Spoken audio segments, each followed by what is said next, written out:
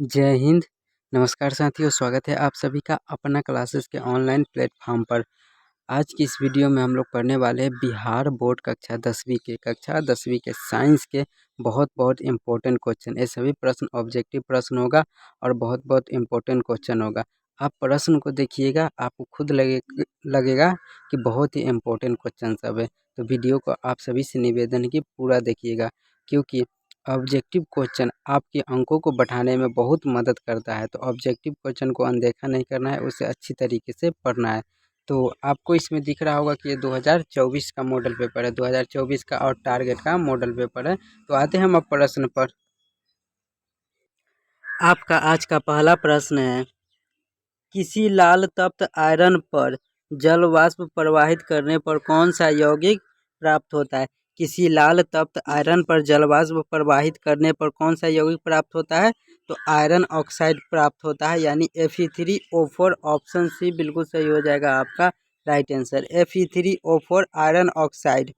किसी लाल तप्त आयरन पर जब जल को प्रवाहित कीजिएगा तो कौन सा यौगिक प्राप्त होगा? तो आयरन ऑक्साइड प्राप्त होगा, Fe3O4। आपका अगला प्रश्न है, हमारे शरीर में पीएच कितने परास के बीच कार्य करता है? हमारे शरीर में पीएच कितने परास के बीच कार्य करता है? तो 7.0 से लेके 7.8 तक। ऑप्शन बी इसमें आपका राइट आंसर क्या हो जाएगा? ऑप्शन बी 7.0 से 7.8। देखिए, जिसका पीएच मान 7 के बराबर होगा, जिसका पीएच मान 7 के बराबर होगा वह उदासीन होगा। ये सब पूछा जाता है, ध्यान से सुनिएगा। जिसका पीएच मान 7 के बराबर होगा वो उदासीन होता है, और जिसका पीएच मान 7 से नीचे होगा वह अम्ल होगा, और 7 से ऊपर क्षारीय होता है। 7 से नीचे अम्ल होगा और 7 से ऊपर का पीएच मान क्षारीय होता है। जैसे 7.1 7.2 हो गया, ये 7 से ऊपर है तो इसका पीएच मान क्या हो जाएगा? क्षारीय हो जाएगा। और 7 से नीचे 4.2 6.9 5.4, ये 7 से नीचे है तो इसका पीएच मान अम्लीय होगा, ध्यान में रखिएगा। और 7 रहे तो वह उदासीन होता है उसका पीएच मान। तो इसमें आपका राइट आंसर ऑप्शन बी हो जाएगा। आपका नेक्स्ट क्वेश्चन है, रक्त में शर्करा का स्तर नियंत्रित करता है। रक्त में शर्करा का स्तर नियंत्रित कौन करता है? तो इसमें आपका राइट आंसर क्या हो जाएगा? इंसुलिन। ऑप्शन डी बिल्कुल सही हो जाएगा। रक्त में शर्करा का नियंत्रित करता है इंसुलिन। ऑप्शन डी बिल्कुल सही हो जाएगा, इंसुलिन। आपका नेक्स्ट क्वेश्चन है, निम्न में से कौन आयनिक यौगिक है? निम्न में से कौन आयनिक यौगिक है? तो इसमें आपका राइट आंसर क्या हो जाएगा? CaCl2। ऑप्शन सी बिल्कुल सही हो जाएगा। CaCl2 जो है कि आयनिक यौगिक है। आपका नेक्स्ट क्वेश्चन है, निम्न में से कौन सा पदार्थ ऑक्सीजन से सहयोग नहीं करता है? ये 4 ऑप्शन दिया गया है, इसमें से कौन सा पदार्थ है जो कि ऑक्सीजन से सहयोग नहीं करता है? तो गोल्ड। गोल्ड मतलब क्या होता है? सोना होता है। सोना जो होता है ऑक्सीजन यानी हवा से संयोग नहीं करता है, तो ऑप्शन बी बिल्कुल सही हो जाएगा। सोना है जो कि हवा से संयोग नहीं करता है। तभी आप सब देखे होंगे कि जो सोने का आभूषण होता है वो व्यक्ति पहनते हैं, जो कि हवा में ऑक्सीकृत नहीं होता है। तो इसमें आपका राइट आंसर क्या हो जाएगा? गोल्ड यानी सोना। सोना है जो कि ऑक्सीजन से सहयोग नहीं करता है। और जो लोहा होता है वो ऑक्सीजन से सहयोग करता है।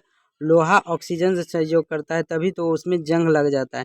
और सोना जो होता है ऑक्सीजन से सहयोग नहीं करता है। तो ऑप्शन बी बिल्कुल सही हो जाएगा, गोल्ड यानी सोना। शुद्ध सोना को व्यक्त किया जाता है, तो आप सभी को पता होगा कि शुद्ध सोना को कैसे व्यक्त किया जाता है? तो 24 कैरेट से व्यक्त किया जाता है। ऑप्शन बी बिल्कुल सही हो जाएगा, शुद्ध सोना को 24 कैरेट से व्यक्त किया जाता है। आपका नेक्स्ट क्वेश्चन है, वायुमंडल में CO2 गैस की उपस्थिति है। वायुमंडल में CO2 गैस की उपस्थिति कितनी है? तो इसमें आपका राइट आंसर क्या हो जाएगा? 0.03%। 0.03% है जो कि CO2 गैस की उपस्थिति है। ऑप्शन सी बिल्कुल सही हो जाएगा, ऑप्शन सी। आपका नेक्स्ट क्वेश्चन है, सल्फ्यूरिक अम्ल का अणुसूत्र होता है। सल्फ्यूरिक अम्ल का अणुसूत्र क्या होता है? तो H2SO4 होता है। सल्फ्यूरिक अम्ल का अणुसूत्र यानी कि सूत्र उसका क्या होता है सल्फ्यूरिक अम्ल का, तो H2SO4 होता है, जिसे सल्फ्यूरिक अम्ल कहा जाता है। ऑप्शन बी बिल्कुल सही हो जाएगा इसमें, H2SO4 सल्फ्यूरिक अम्ल का अनुसूत्र होता है H2SO4। कार्बोक्सिलिक एसिड समूह कौन सा है? कार्बोक्सिलिक एसिड समूह इसमें से कौन सा है? तो इसमें आपका राइट आंसर क्या हो जाएगा? सिंगल बॉन्ड COOH हो जाएगा। ऑप्शन बी बिल्कुल सही हो जाएगा। ओजोन के एक अणु में ऑक्सीजन के परमाणुओं की संख्या होती है। ओजोन के एक अणु में ऑक्सीजन के परमाणुओं की संख्या कितनी होती है? तो इसमें आपका राइट आंसर क्या हो जाएगा? Option C 3।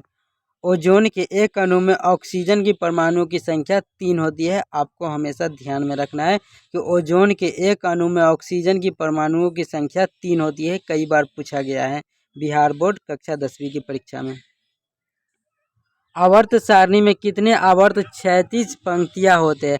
आवर्त सारणी में कितने आवर्त क्षैतिज पंक्तियां होते हैं? तो इसमें आपका राइट आंसर क्या हो जाएगा? 7। क्षैतिज पंक्तियां कितने हैं? तो 7 हैं।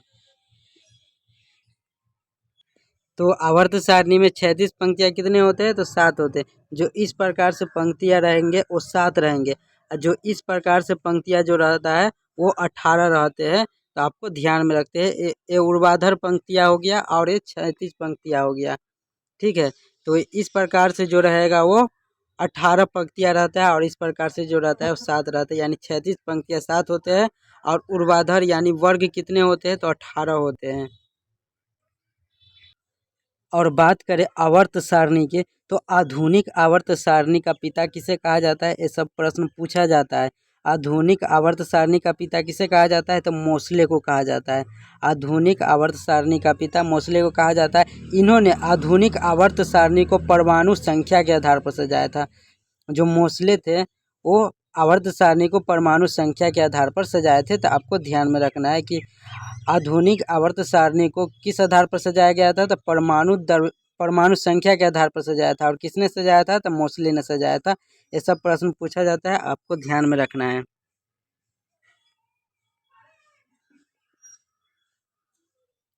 कैल्शियम सल्फेट अर्धहाइड्रेट हेमीहाइड्रेट का अन्य नाम है। कैल्शियम सल्फेट अर्धहाइड्रेट हेमीहाइड्रेट का अन्य नाम है। तो इसका अन्य नाम क्या है? तो इसे प्लास्टर ऑफ पेरिस के नाम से भी जाना जाता है। कैल्शियम सल्फेट अर्धहाइड्रेट या हेमीहाइड्रेट का अन्य नाम क्या है? तो प्लास्टर ऑफ पेरिस है। ऑप्शन भी बिल्कुल सही हो जाएगा। प्लास्टर ऑफ पेरिस के नाम से भी इसे जाना जाता है।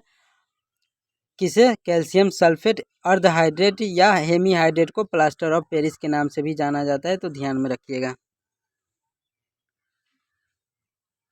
ऑक्सीजन ओ की परमाणु संख्या है। ऑक्सीजन ओ की परमाणु संख्या कितनी है? तो ऑक्सीजन की परमाणु संख्या 8 है। ऑप्शन बी बिल्कुल सही हो जाएगा। ऑक्सीजन की परमाणु संख्या 8 होती है। एक पिकोमीटर कितने मीटर के बराबर होता है? एक पिकोमीटर कितने मीटर के बराबर होता है? तो 10 के पावर -12 पिकोमीटर के बराबर होता है। ऑप्शन सी इसमें आपका राइट आंसर हो जाएगा। तो ध्यान में रखिएगा, आपका राइट आंसर क्या हो जाएगा? ऑप्शन सी 10 के पावर -12 मीटर। ठीक है। एथेनॉल का क्रियाशील मूलक है। एथेनॉल का क्रियाशील मूलक कौन हो जाएगा इसमें से? तो एथेनॉल का क्रियाशील मूलक है जो कि सिंगल बॉन्ड OH हो जाएगा। ऑप्शन ए बिल्कुल सही हो जाएगा, OH। एथेनॉल का क्रियाशील मूलक OH होता है। किसी अभिक्रिया में भाग लेने वाले पदार्थ कहलाते हैं। किसी अभिक्रिया में भाग लेने वाले पदार्थ क्या कहलाते हैं? तो वह कहलाते हैं अभिकारक कहलाते हैं। किसी अभिक्रिया में भाग लेने वाले पदार्थ अभिकारक कहलाते हैं। ऑप्शन सी इसका राइट आंसर क्या हो जाएगा? ऑप्शन सी अभिकारक। साधारण नमक का रासायनिक सूत्र क्या है? साधारण नमक का रासायनिक सूत्र क्या हो जाएगा? तो NaCl हो जाएगा। साधारण नमक का रासायनिक सूत्र NaOH हो जाएगा। सॉरी, NaOH हो जाएगा। NaOH साधारण नमक का रासायनिक सूत्र NaOH हो जाएगा। इसमें आपका राइट आंसर क्या हो जाएगा? Option A.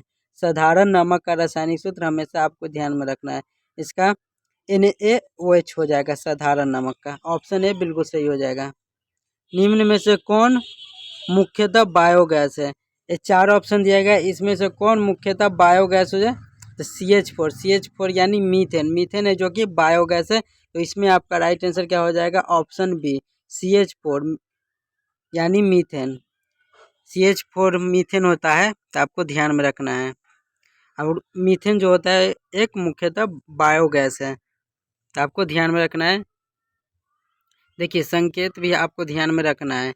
हो सकता है आपकी परीक्षा में CH4 ना देकर मीथेन लिख दे, और हो सकता है मीथेन ना देके आपको CH4 दे दे। देखिए यहाँ पर संकेत दे दिया है CH4, तो CH4 मीथेन का सूत्र होता है, तो ध्यान में रखिएगा।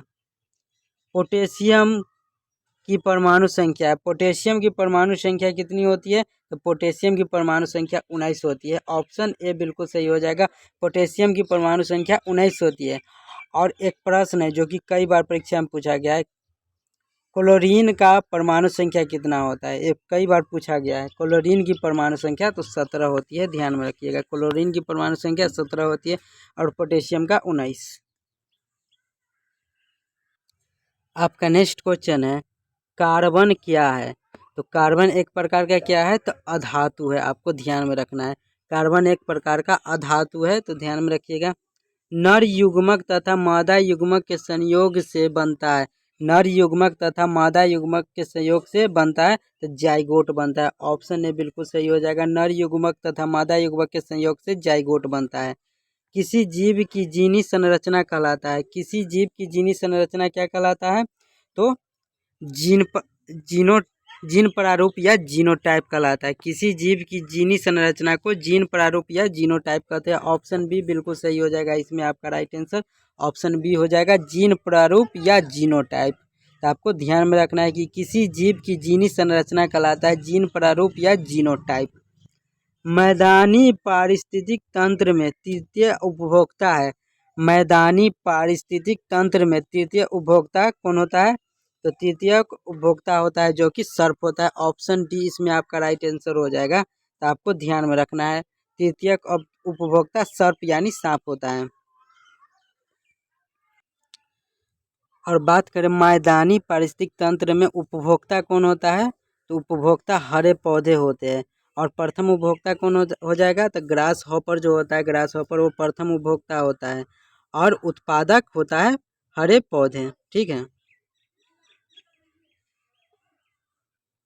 रक्त में आयरन की कमी से होने वाला एक रोग है। रक्त में आयरन की कमी से होने वाला एक रोग है, तो वह कौन सा रोग होता है आयरन की कमी से? तो एनीमिया रोग होता है। ऑप्शन सी बिल्कुल सही हो जाएगा, रक्त में आयरन यानी लोहा की कमी से।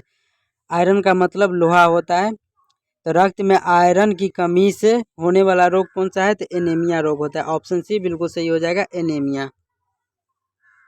कवक में पोषण की कमी से कौन सी विधि है? कवक में पोषण की कौन सी विधि है? तो इसमें आपका राइट आंसर क्या हो जाएगा?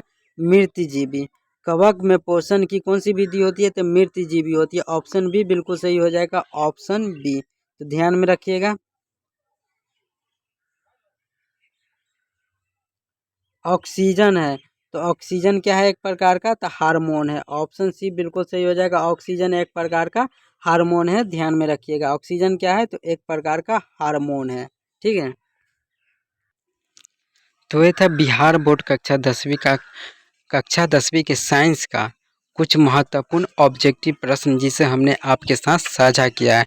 साथियों, अगर वीडियो थोड़ी सी भी अच्छी लग जाए तो चैनल को ज़रूर सब्सक्राइब कर लीजिएगा, क्योंकि रोज़ हम आपकी तैयारी के लिए ऐसे ही ऑब्जेक्टिव प्रश्न लाते रहेंगे और साथ में सब्जेक्टिव प्रश्न भी लाएंगे, जो कि आपके एग्ज़ाम में कई बार पूछे गए हैं और पूछने की संभावना रहेगा।